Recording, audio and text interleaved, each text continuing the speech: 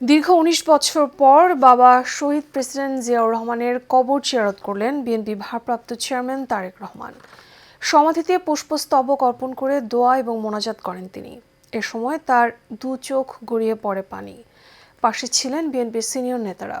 মোশাররফ তালুকদারের ক্যামেরায় কাউসা আহমেদের রিপোর্ট।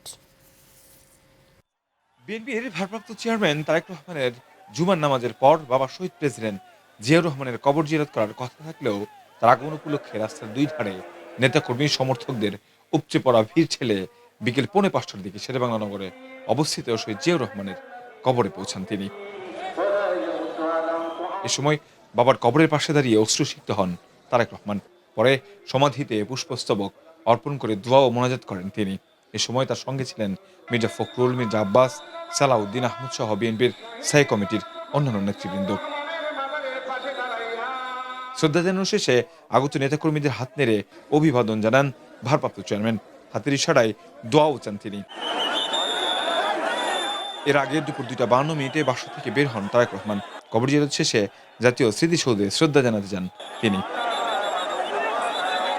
এদিনেও তারেক রহমানের নিরাপত্তা ছিল চোখে পড়ার মতো।